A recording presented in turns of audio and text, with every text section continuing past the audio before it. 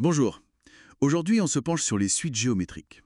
On va décortiquer ça avec des fiches d'exercice. Bonjour. Oui, l'idée c'est de voir comment ça fonctionne, comment on calcule, et surtout comment la calculatrice nous aide. Exactement. On va suivre ces fiches pas à pas. Prêt pour cette exploration? Absolument. Alors, juste un petit rappel, une suite géométrique, c'est une suite de nombres où on passe d'un terme à l'autre en multipliant, toujours par le même nombre qu'on appelle la raison Q. Ok. Et ces fiches vont nous aider à rendre ça concret. C'est ça.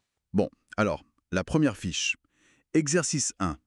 V1 égale 3 et la raison Q égale 2. Voilà. Donc, pour calculer V2 Facile. 3 fois 2, ça fait 6. et V3, 6 fois 2, donc 12. Puis V4, 12 fois 2, 24. Ok, on voit le truc, la multiplication répétée. c'est l'essence même de la suite géométrique. Et la fiche montre aussi comment trouver le terme général, Vn. C'est pratique pour sauter direct à un terme lointain, non? Exactement. Vn égale V1 fois Q puissance n-1, en général si on commence à V1. Et là, pour V20, avec V1 égale 3 et Q égale 2, attention, ça donne 1 572 864. Ah oui, ça montre bien la croissance exponentielle, ça grimpe très très vite. Clairement, une suite croissante, oui. Et on peut même sommer les termes, c'est ça? Il y a une formule. Tout à fait. Sn égale V1 fois Q puissance n-1 divisé par Q-1. Très utile. D'accord. Et l'exercice 3, il fait la distinction avec les suites arithmétiques, c'est bien ça? Oui, il nous aide à pas confondre. Géométrique, on multiplie, arithmétique, on additionne. On voit aussi un cas intéressant avec une raison négative. Q égale -2. Ah oui? Qu'est-ce qui se passe alors? Positif et négatif. Elle fait un peu le yo-yo, quoi. Intéressant. Mais bon, calculer V20 ou la somme S20 à la main, c'est un peu long. Ah bah oui, c'est là qu'intervient la fiche de ici. Elle met vraiment l'accent sur la calculatrice. Super.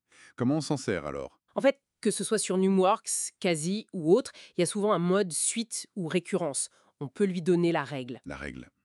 C'est-à-dire? Soit la relation de récurrence du genre UN plus 1 égale ANQ et le premier terme U1. D'accord. Soit directement la formule du terme général comme WN égale 5 1.1 N-1. Et après, la machine fait tout. Voilà, elle génère le tableau de valeurs en un clin d'œil, calcule les sommes S10, S15, S20, trouve V20. Et souvent, elle peut même afficher le graphique. Ah, le graphique. Ça doit être bien pour visualiser. On voit tout de suite si ça monte, si ça descend. Exactement. Si ça explose vers le haut, si ça s'écrase vers zéro, ou si ça oscille comme avec la raison négative. C'est très parlant.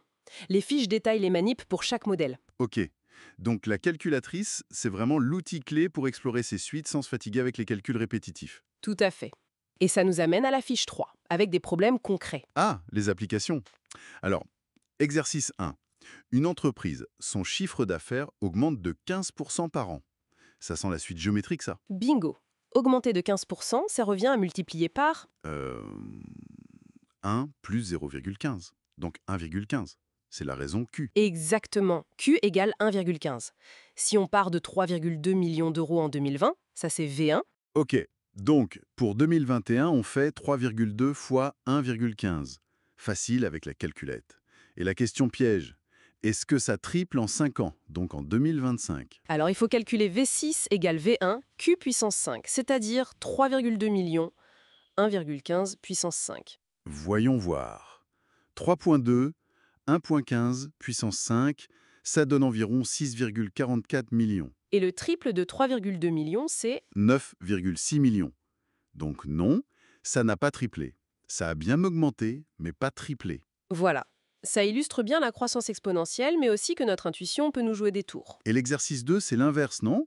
Une population de village qui diminue. C'est ça. Elle diminue de 15 chaque année. Diminuer de 15, ça veut dire qu'il reste 85.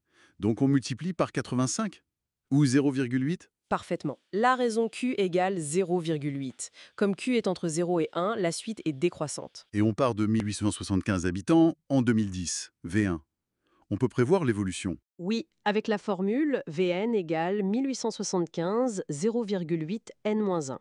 Et là encore, la calculatrice est précieuse. J'imagine que ça descend vite, hein? Assez vite, oui. Les calculs montrent qu'en 2022, pour V13, on serait autour de 129 habitants. Ah oui, quand même. Et plus loin? Pour V33, en 2032, on tombe à environ 2 habitants seulement. Waouh. C'est la décroissance exponentielle en action. Impressionnant. Bon, on a fait un bon tour, je crois. On a vu ce qu'est une suite géométrique, comment la raison Q est déterminante, les formules clés. Et surtout, l'énormette de la calculatrice pour manipuler tout ça, visualiser et résoudre des problèmes type finance ou démographie. Exactement. C'était très clair. Et pour aller un peu plus loin, on pourrait se demander où on retrouve ces modèles ailleurs, pas juste la finance ou la démographie simple. Ah oui, comme quoi? Et pensez à la propagation d'une info virale sur les réseaux, ou à la désintégration radioactive, un élément qui perd de sa masse, ou même comment un médicament se dilue dans le sang. Intéressant. Ce sont aussi des phénomènes exponentiels. Souvent, oui. Ou du moins, ils peuvent être modélisés comme ça en première approche. Et c'est toujours cette valeur de Q, plus grande que 1, entre 0 et 1, ou négative, qui va dicter le comportement à long terme. Ça ouvre pas mal de perspectives, non? Effectivement. Une bonne piste de réflexion pour finir. Merci beaucoup. Avec plaisir.